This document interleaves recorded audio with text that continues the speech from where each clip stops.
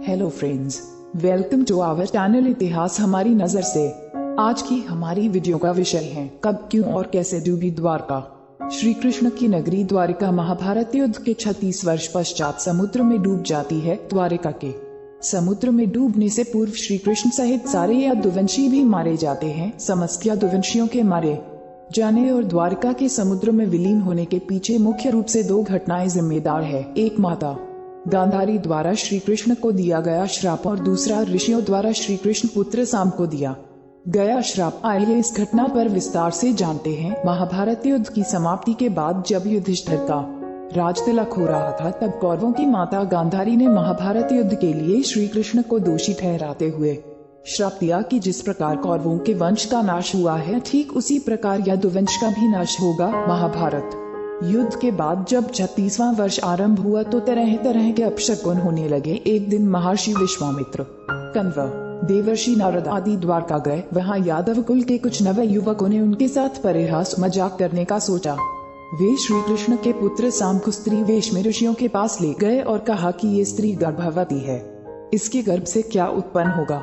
ऋषियों ने जब देखा कि ये युवक हमारा अपमान कर रहे हैं तो क्रोधित होकर उन्होंने श्राप दिया कि श्री कृष्ण का यह पुत्र वृष्णि और अंधकावंशी पुरुषों का नाश करने के लिए एक लोहे का मूसल उत्पन्न करेगा, जिसके द्वारा तुम जैसे क्रूर और क्रोधी लोग अपने समस्त कुल का संहार करोगे। उस मूसल के प्रभाव से केवल श्री कृष्ण व बलराम ही बच पाएंगे। श्री कृष्ण को जब यह बात पता चली तो उन्होंने कहा कि ये बात अवश्य सत्य होगी। मुनियों के श्राप के प्रभाव से दूसरे दिन ही साम ने मूसल उत्पन्न किया। जब यह बात राजा उग्रसेन को पता चली तो उन्होंने उस मूसल को चुरा कर समुद्र में डलवा दिया। इसके बाद राजा उग्रसेन व श्री कृष्ण ने नगर में घोषणा करवा दी कि आज से कोई भी वृष्णि व अंधकावंशी अपने घर में मदिरा तैयार नहीं करेगा। जो भी व्यक्ति छिपकर मदिरा तैयार करेगा उसे मृत्युदंड दिया जाएगा। घोषणा सुनकर द्वारका वासियों ने मदिरा नहीं बनाने का निश्चय किया। द्वारका में होने लगे थे भयंकर अपशकुन। इसके बाद द्वारका में भयंकर अपशकुन होने लगे। प्रतिदिन आंधी चलने लगी। चूहे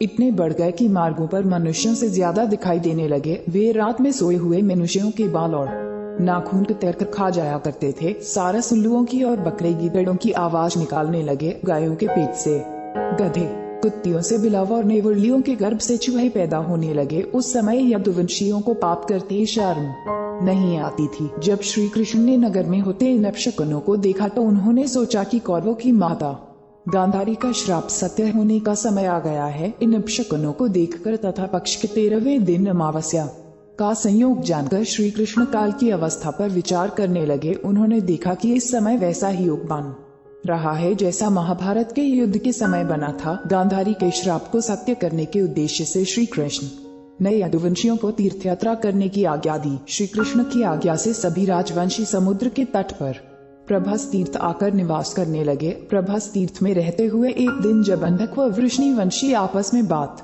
कर रहे थे, तभी सात्यकी ने आवेश में आकर कृतवर्मा का उपहास और अनादर कर दिया। कृतवर्मा ने भी कुछ ऐसे शब्द कहे कि सात्यकी को क्रोध आ गया और उसने कृतवर्मा का वध कर दिया। यह देख अंधकावंशियों ने सात्यकी को घेर लिया और हमला कर दिया। सात्यकी को अकेला देख श्री कृष्ण के पुत्र प्रद्युम्न उसे बचाने दौड़े।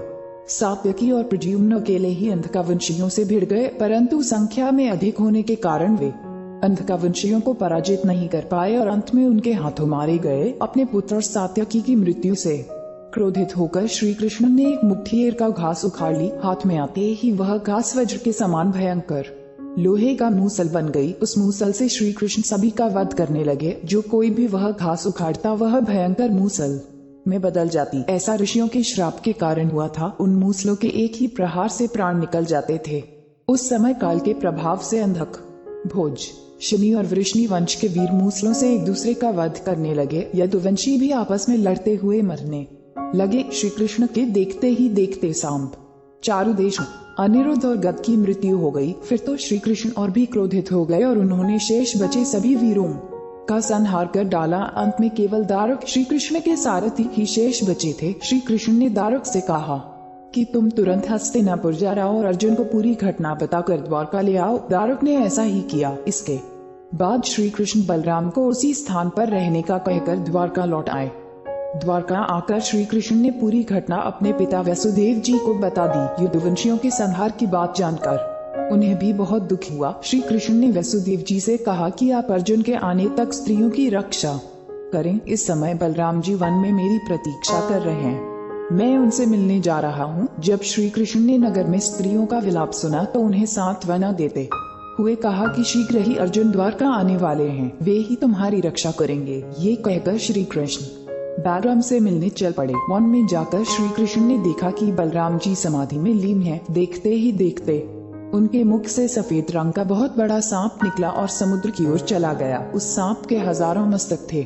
समुद्र ने स्वयं प्रकट होकर भगवान शेषनाग का स्वागत किया। बलराम जी द्वारा देह त्यागने के बाद श्री कृष्ण उस सूने वन में विचार करते हुए घूमने लगे। घूमते घूमते वे एक स्थान पर बैठ गए और गांधारी द्वारा दिए गए श्राप के बारे में विचार करने लगे। देह त्यागने की इच्छा से श्री कृष्ण ने अपनी इंद्रियों का संयमित किया और महायोग समाधि की अवस्था में पृथ्वी पर लेट गए। जिस समय भगवान श्री कृष्ण समाधि में लीन थे, उसी समय जरा नाम का एक शिकारी हिरणों का शिकार करने के उद्देश्य से वहां आ गया। उसने हिरण समझकर दूर से ही श्री कृष्ण पर बाण चला दिया। बाण चलाने के बाद जब वह अपना शिकार पकड़ने के लिए आगे बढ़ा तो योग में स्थित भगवान श्री कृष्ण को देखकर उसे अपनी भूल पर पश्चाताप हुआ। तब श्री कृष्ण को उसे आश्वासन दिया और अपने परम धाम चले गए। अंतरिक्ष में पहुंचने पर इंद्र, अश्विनी कुमार, रुद्र, आदित्य, वसु, मुनि आदि सभी ने भगवान का स्वागत किया। इधर दारुक ने हस्तिनापुर जाकर यदुवंशियों के संहार की पूरी घटना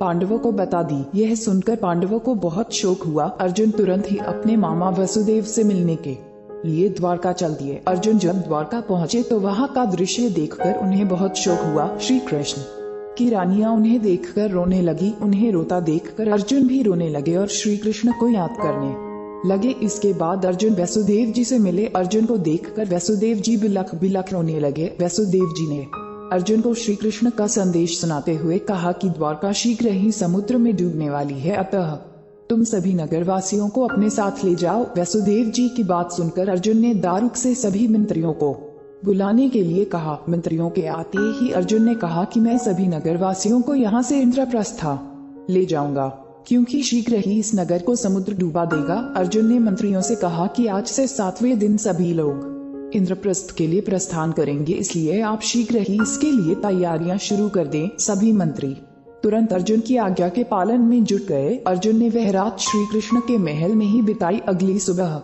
श्री कृष्ण के पिता वसुदेव जी ने प्राण त्याग दिए। अर्जुन ने विधि विधान से उनका अंतिम संस्कार किया। वसुदेव जी की पत्नी देवकी, भद्रा, रोहिणी व मदिरा भी चिता पर बैठकर सती हो गईं। इसके बाद अर्जुन ने प्रभास तीर्थ में मारे गए समस्त यदुवंशियों का भी अंतिम संस्कार किया। 7वें दिन अर्जुन श्री कृष्ण के परिजनों तथा सभी नगर वासियों को साथ लेकर इंद्रप्रस्थ की ओर चल दिए। उन सभी के जाते ही द्वारका नगरी समुद्र में डूब गई। ये दृश्य देखकर सभी को बड़ा आश्चर्य हुआ। हम उम्मीद करते हैं कि आपको इस चैनल के माध्यम से रोचक जानकारियां दे सके। आप अपने सुझाव हमें कमेंट में भेजिए और हमारे चैनल को सब्सक्राइब करें। धन्यवाद।